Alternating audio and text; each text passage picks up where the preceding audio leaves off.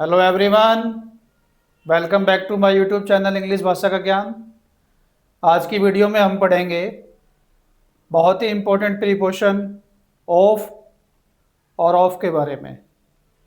ये कन्फ्यूजिंग इसलिए है क्योंकि बोलने में ओ एफ और ओ डबल एफ दोनों सेम है। अब तक आपने वो प्रीपोजिशन पढ़ी हैं जो बोलने में तो अलग हैं लेकिन उनका मीनिंग सेम है। जैसे आपने पढ़ा over and above, under and below, बोलने में बिल्कुल डिफर हैं लेकिन मीनिंग उनका सेम रहा। इसी तरह से अब हम इसमें देखेंगे ऑफ और ऑफ के बारे में। ये बोलने में तो सेम है इसलिए कंफ्यूजिंग है, तो सभी बच्चे इस वीडियो को बड़े ध्यान से देखना। आज ऑफ का मैं आपका सिंगल ऑफ और डबल ऑफ का डाउट हमेशा के लिए ख़त्म कर दूंगा। ऑफ और ओ डबल एफ, ऑफ, इन दोनों का इंग्लिश लैंग्वेज में यूज कहाँ होता है।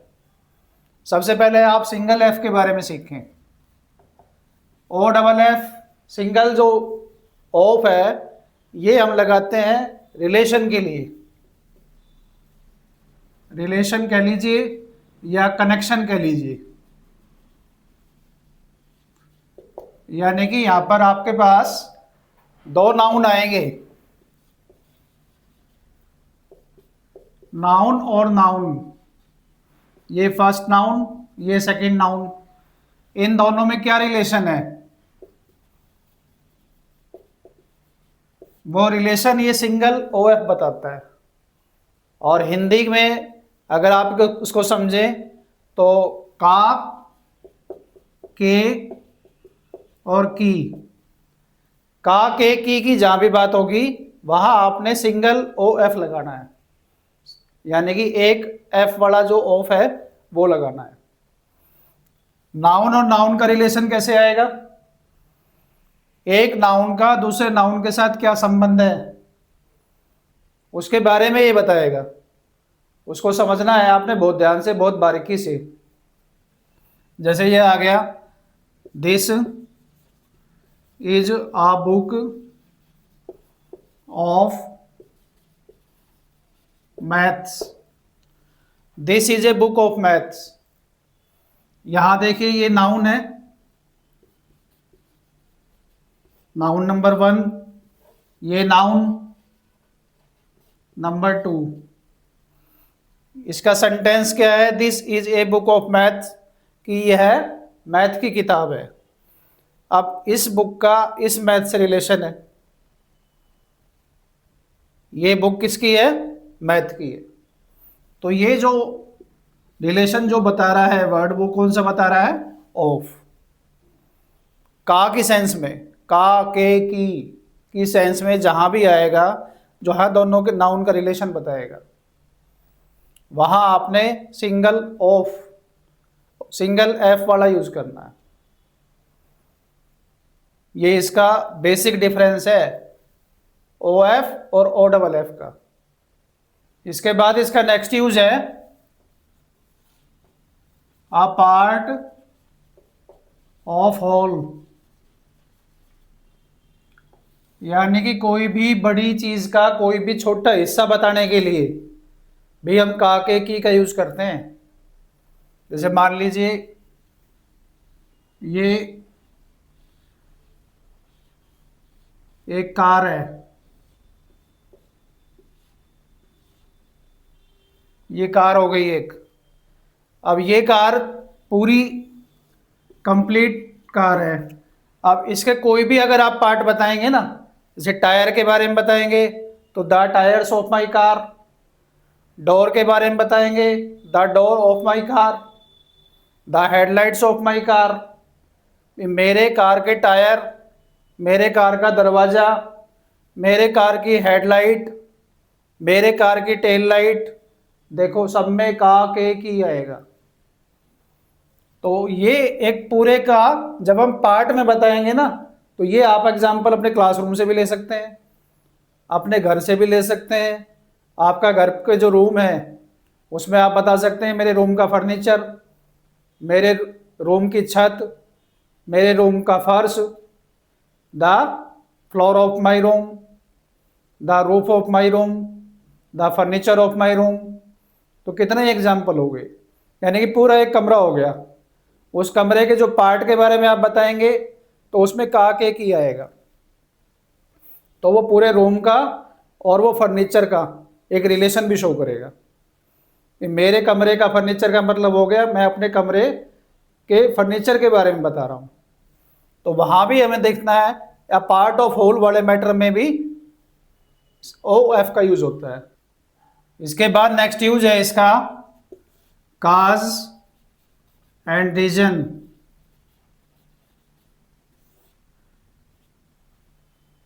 कोई भी कारण हम बताएंगे तो उस कारण के लिए हम ओ एफ का यूज करेंगे। जैसे एग्जाम में देखा होगा आपने, ये डाई वर्ब जो है ना, ये सभी बच्चों को बहुत कंफ्यूज करती है और जनरली इससे क्वेश्चन पूछे जाते हैं एग्जाम में। तो इसकी आज टेक्निक क्या है, डाई वर्ब के साथ कैसे प्रीपोजिशन चेंज हो जाती है, वो मैं आपको बताऊंगा। जैसे डाई में आप देखिए दो तरीके से काम करता है, एक इंटरनल और एक एक्सटर्नल। अगर मरने का कारण इंटरनल है, आपकी बॉडी में कोई इन्फेक्शन हो गया, कोई वायरस आ गया, कोई ऐसी बीमारी आ गई जिससे आपकी मौत हो गई, तो वो तो हो गए आंतरिक कारण। उस आंतरिक कारण के लिए आपने क्या लगाना है, कौन सी प्रिपोजिशन लगानी है, ऑफ।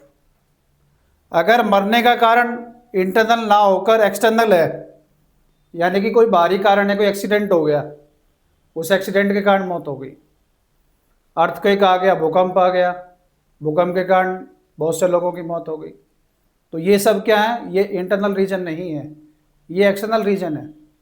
मरने के ये आंतरिक कारण नहीं है, ये बाहरी कारण है। तो जब बाहरी कारण आएगा मरने का, तो वहाँ आपकी प्रीपोजिशन ऑफ नहीं आएगी, फिर आएगी फ्रॉम। फ्रॉम प्रीपोजिशन लगाएंगे, ऑफ ना लगा के फ्रॉम प्रीपोजिशन को यूज करेंगे। ये ज़्यादातर एग्जाम में क्वेश्चन पूछा जाता है और बहुत सारे बच्चे गलती करते हैं। बहुत ही इंपॉर्टेंट रूल है ये बड़ा ध्यान से आपने एग्जाम में देखना है।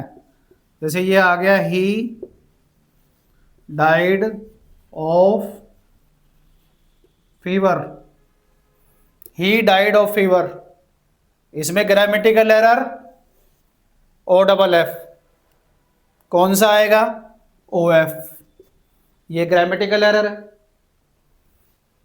और देखिए एग्जाम में, he died of an accident, he died of an accident, ये भी ग्रामेटिकल एरर है। मरने का एक्सटर्नल रीजन है एक्सीडेंट, एक्सीडेंट के कारण मौत हुई है, तो कौन सी प्रीपोजिशन आएगी, फ्रॉम। फॉर ना आकर कौन सी प्रीपोजिशन आएगी, फ्रॉम।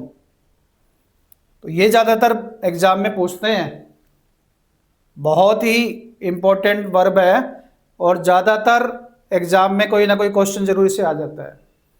तो ये मैंने आपको बताया, ऑफ और फ्रॉम दो प्रीपोजिशन इसमें काम करती हैं। इसके बाद ऑफ का यूज है, अगर आपको मूवमेंट को शो करना है, जैसे मान लीजिए इनटू का मूवमेंट हमने देखा था, इन और इनटू का मूवमेंट, वो क्या था, movement from outside to inside, तो इनटू। लेकिन फ्रॉम इनसाइड टू आउटसाइड, जब मूवमेंट पे फोकस है तब आपने कौन सी प्रीपोजिशन लगाना है, आउट ऑफ, ऑफ प्रीपोजिशन आएगी आउट वर्ब के साथ। अगर आपका मूवमेंट अंदर से बाहर की ओर है और फोकस प्लेस पे ना होके मूवमेंट पे है, वह कमरे से बाहर आया तो कमरे पे फोकस ना होकर मूवमेंट पे फोकस है, कमरे पे फोकस है तो प्लेस हो गया, तब प्रीपोजिशन फ्रॉम काम करेगी, ऑफ काम नहीं करेगी। जैसे he came out of the room, he came out of the room, वह कमरे से बाहर आया। ये यहाँ पर ऑफ प्रीपोजिशन आ गई। He took the books out of the bag. He took the books out of the bag. उसने अपनी किताबें बैग से बाहर निकाली। अब यहां एग्जाम में कैसे आ जाता है, ओ डबल एफ आ जाता है, यहां भी ओ डबल एफ आ जाता है, और जबकि आएगा आपका सिंगल एफ वाला ऑफ, क्योंकि ये मूवमेंट को शो कर रहा है। किताबें कहां से निकली हैं, किताबें बैग से बाहर आई हैं, तो किताबों का मूवमेंट दिखाई दिया आपको। अगर बैग पे फोकस करेंगे तो फ्रॉम द बैग, वहां मूवमेंट पे फोकस नहीं होगा, वहां फिर प्लेस पे फोकस हो जाएगा। इसी तरह से ही इसमें अगर रूम की बात करें, प्लेस की बात करें, तो फ्रॉम द रूम, केवल मूवमेंट को दिखाएं, मूवमेंट को शो करें तो ऑफ द रूम। ये एरर और ये एरर, यानी कि ओ डबल एफ तो कहीं भी नहीं आएगा, या तो ऑफ या फिर फ्रॉम, ये दो ही ऑप्शन है आपके पास। इसके बाद एक एग्जांपल और देखिए, the rat came out of the box. इस मोमेंट को देखिए, एक बॉक्स है, उस बॉक्स के अंदर जब आपने उस बॉक्स को खोला तो उसके अंदर से एक चूहा निकल कर बाहर आया, तो यहाँ चूहे का मूवमेंट दिखाया गया। मूवमेंट कहाँ से कहाँ आया, from inside to outside, box के अंदर से मूवमेंट बाहर की ओर आया। इसी तरह से मैंने आपको बताया, कमरे का मूवमेंट दिखाया गया कि कमरे से कोई बाहर आया, तो जहां आपका मूवमेंट आएगा वहां आपने आउट ऑफ का यूज करना है, आउट फ्रॉम नहीं आएगा। केवल आपको कि जगह बतानी है तो फ्रॉम से ही काम चल जाएगा। जैसे ही रिटर्न फ्रॉम दिल्ली, वह दिल्ली से वापस आया, उसमें आपने ये नहीं करना है ही रिटर्न आउट फ्रॉम दिल्ली, वो गलत हो जाएगा, वो ग्रामेटिकल एरर है। अगर आपने मूवमेंट पे फोकस करना है तो आउट के साथ ऑफ प्रीपोजिशन का यूज होगा। तो इसके अंदर भी मूवमेंट है, इसके अंदर बुक का मूवमेंट है, इसके अंदर व्यक्ति का मूवमेंट है, और इसके अंदर चूहे का मूवमेंट है। ये तीन एग्जाम्पल मैंने आपको बताए मूवमेंट के लिए। तो ये हमारे सिंगल एफ वाले ऑफ प्रीपोजिशन के यूजेस थे। सिंगल एफ का यूज सीखने के बाद अब है डबल एफ का यूज। सिंगल एफ में देखा, सिंगल एफ आपको बता रहा था दो नाउन के रिलेशन को, कनेक्शन को। अब जो डबल एफ वाला ऑफ है ये बिल्कुल इससे उल्टा है, ये कनेक्शन और रिलेशन नहीं बताएगा, ये सेपरेशन बताएगा, यानी कि ये एक चीज को दूसरी चीज से अलग कर देगा। इस चीज को आपने ध्यान में रखना है। जहां भी सेपरेशन की बात आएगी वहां आपने डबल एफ वाला ऑफ लगाना है। ये नाउन ऑफ नाउन, ये सेपरेशन को शो करेगा, अलग अलग उस चीज को कर देगा। जहां अलग करने की बात आएगी वहां ओ डबल एफ का यूज करेंगे। जैसे ये सेंटेंस देखिए, the orange fell off the tree. यहां देखिए, पेड़ पर जो ऑरेंज थी वो पेड़ से नीचे गिर गई, यानी कि अब तक जो ऑरेंज पेड़ पर लटकी हुई थी वो ऑरेंज उस पेड़ से जो मूवमेंट हुआ उस सरफेस से अलग हो गई। तो कैसा सेपरेशन आएगा, सरफेस से भी और बॉडी से भी। मैंने आपको ब्लेजर के एग्जांपल दिए हैं पहले की वीडियो में, अंडर और अबव के कंडीशन में। मैंने बताया था कि मैंने ब्लेजर के नीचे शर्ट पहनी हुई है, मैंने शर्ट के ऊपर ब्लेजर पहना हुआ है। अब मैं आपको बता रहा हूं कि अगर मैंने ब्लेजर उतार दिया तो मेरा बॉडी से और ब्लेजर का जो कनेक्शन है वो खत्म हो गया। समझना इस चीज को। तो कैसे लिखेंगे? आई टुक द ब्लेजर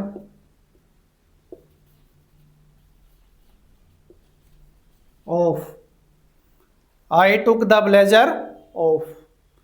ये जो ओ डबल एफ लगाया, ये ब्लेजर को आपकी बॉडी से अलग कर देगा, सेपरेट कर देगा।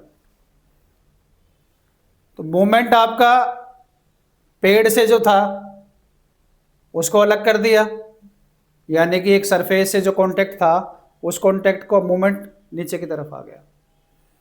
जैसे he jumped off the wall,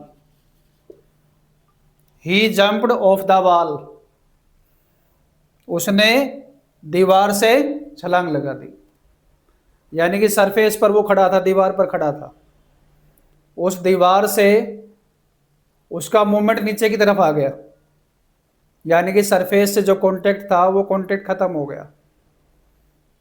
इनमें सब में आप देखना ध्यान से, सब में डिसकनेक्शन शो हो रहा है, सेपरेशन शो हो रहा है।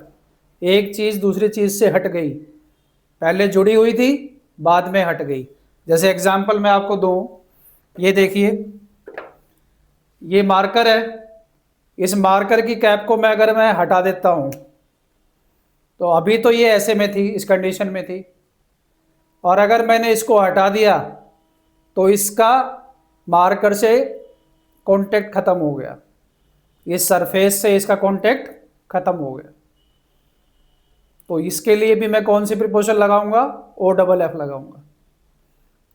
इसी तरह से मैं आपको बता रहा था प्रैक्टिकल वे में कि ये जो सेंटेंस मैंने आपको बताया ब्लेजर वाला, आई टुक द ब्लेजर ऑफ, ये आपने अपनी खुद की बॉडी से लिया, यानी कि आपने शर्ट उतारी, आपने ब्लेजर उतारा, आपने चश्मा उतारा, ठीक है, आपने घड़ी उतारी, तो कोई भी इस तरह की चीज़ जो आपकी बॉडी से कनेक्टेड थी और उस बॉडी से कनेक्शन से उस वस्तु को आपने दूर कर दिया, तब आपने ओ डबल एफ का यूज़ करना है।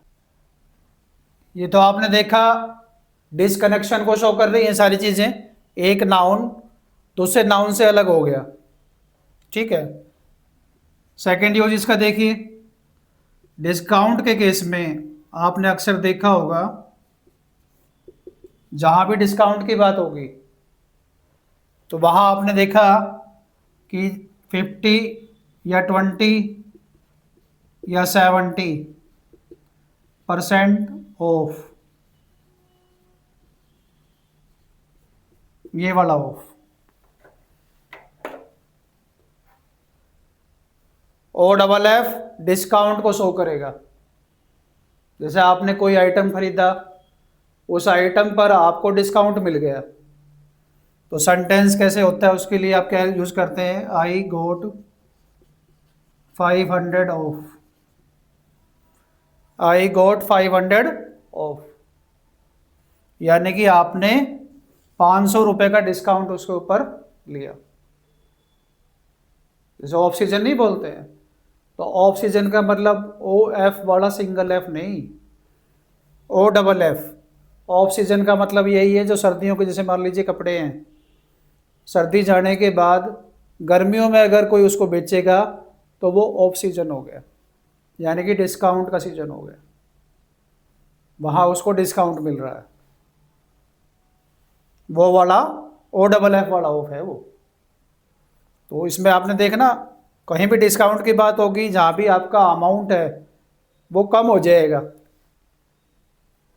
जहाँ भी अमाउंट कम करने की बात आएगी वहाँ ओ डबल एफ का यूज़ करना है। अब मैं आपके सामने कुछ एग्जाम्पल लिखूंगा, उस एग्जाम्पल में आपने बताना है कि जो रूल हमने सीखा ओ डबल एफ का, क्या उसके अकॉर्डिंग उसके अंदर कोई एरर है या नहीं।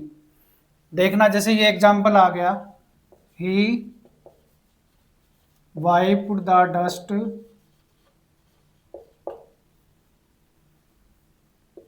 Of the table, he cleaned the paint off his hands, she wiped the dust off her shoes. ये 3 सेंटेंस है आपके सामने। इन तीनों सेंटेंस को ध्यान से देखो, किस किस के अंदर ग्रामेटिकल एरर है। कहीं पर आपको ओ डबल एफ दिखाई दे रहा है, कहीं पर आपको ओ एफ दिखाई दे रहा है। तो कहाँ सही है और कहाँ गलत है? फर्स्ट सेंटेंस को चेक करते हैं हम।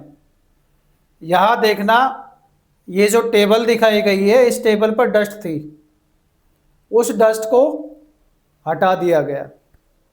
मैंने आपको क्या बताया था? ओ डबल एफ क्या बताएगा? एक चीज़ से दूसरी चीज़ को अलग कर देगा। जिस टेबल पर डस्ट थी उस टेबल को साफ किया गया, यानी कि उस डस्ट को हटाया गया। तो यहाँ ओ डबल एफ सही है, डस्ट को हटाया गया टेबल से, तो वो ओ डबल एफ आएगा। दूसरा देखिए, he cleaned the paint off his hands, उसके हाथों पर पेंट लगा हुआ था, उसने अपने हाथों को साफ किया, हाथ पर लगे हुए पेंट को हटाया। और यहाँ क्या लगा हुआ है? O F. ये ग्रामेटिकल एरर है, तो क्या आएगा? O double F. समझ में आ रहा है ना सभी बच्चों को? She wiped the dust off her shoes, उसके जूतों के ऊपर जो डस्ट था उसने उसको जूतों को क्लीन किया, यानी कि जूते के ऊपर जो डस्ट था वो डस्ट जूते से अलग हो गया, उसको रगड़कर साफ कर दिया गया। वाइप जो वर्ब है ये रगड़कर साफ करने के लिए लगाते हैं। तो ये डस्ट जूते से हटाई गई, तो कौन सा ऑफ आएगा? O double F. सेपरेशन के लिए, डिस्कनेक्शन के लिए। ये ध्यान देना सभी बच्चों को। ओ डबल एफ एक चीज को दूसरी चीज से अलग कर देगा। आपके चेहरे पे पसीने आए हुए हैं, आपने रुमाल से पसीना साफ किया, तो आपने कौन सी प्रीपोजिशन लगाई? O double F. O double F आएगा, ऑफ नहीं आएगा। इसके बाद आप देखना, बहुत सारे आपने देखे होंगे फ्रेजल वर्ब। फ्रेजल वर्ब में जब हम किसी भी वर्ब के साथ ओ डबल एफ लगाते हैं तो वो उसके मीनिंग को चेंज कर देता है। जैसे हमने देखा, the meeting was put off. दूसरा सेंटेंस देखो, the meeting was called off. यहां सेपरेशन से मतलब नहीं है, डिसकनेक्शन से मतलब नहीं है, क्योंकि ये फ्रेजल वर्ब है। फ्रेजल वर्ब में यहां पुट के साथ ऑफ आया तो मीनिंग चेंज हो गया, यहां कॉल के साथ ऑफ आया तो मीनिंग चेंज हो गया। पुट के साथ जब ऑफ आता है ओ डबल एफ तो पोस्टपोन के केस में आता है। यहां इसका मीनिंग होगा the meeting was put off का मीनिंग हो गया मीटिंग को पोस्टपोन कर दिया गया। कॉल वर्ब के साथ जब ऑफ आता है तो कैंसिल के केस में आता है। The meeting was called off का मतलब है मीटिंग को पूरी तरह से कैंसिल कर दिया गया। तो ये फ्रेजल वर्ब है। जब भी वर्ब के साथ ये आएंगी ओ डबल एफ प्रीपोजिशन के साथ, तब ये इसके मीनिंग को चेंज कर देगा। ऐसे बहुत सारी वर्ब है, वो तो आपको याद भी करनी पड़ेंगी और सीखनी भी पड़ेंगी अगर आपको कन्वर्सेशन में यूज़ करना है ओ डबल एफ को। ग्रामेटिकल एरर के अंदर ये चीज़ें नहीं आएंगी। ग्रामेटिकल एरर में तो ये आ सकता है भाई, पुट के साथ ओ एफ लगा दिया, कॉल के साथ ओ एफ लगा दिया डबल एफ की बजाय, तो वहाँ आपको ध्यान देना ये फ्रेजल वर्ब है। यहाँ फ्रेजल वर्ब में पोस्टपोन के केस में है ओ डबल एफ, कैंसिल के केस में है O double F, single off नहीं आएगा। तो आज की वीडियो में आपने सीखा ओ एफ और ओ डबल एफ का डिफरेंस बिल्कुल ही एक दूसरे से अलग हैं। एक ओ एफ सिंगल ऑफ जो है वो जोड़ता है, और डबल एफ जब आ जाता है यानी कि एक एफ जब और उसके साथ जुड़ जाता है तो वो उन दोनों चीज़ों को अलग अलग कर देता है, चाहे वो सरफेस से हो चाहे वो अपनी की बॉडी से हो, कहीं से भी हो, वो डिसकनेक्शन को शो करेगा। मैं उम्मीद करूँगा कि मेरी वीडियो आपके लिए काफ़ी हेल्पफुल रहेगी। सभी बच्चे बहुत ध्यान से इसको देखें और अपने प्रैक्टिकल लाइफ के अंदर इसको ज़रूर यूज करें। बहुत सारे सेंटेंस आप अपने घर पर भी बना सकते हैं ऑफ और ओ डबल एफ का यूज़ करते हुए। Thank you very much.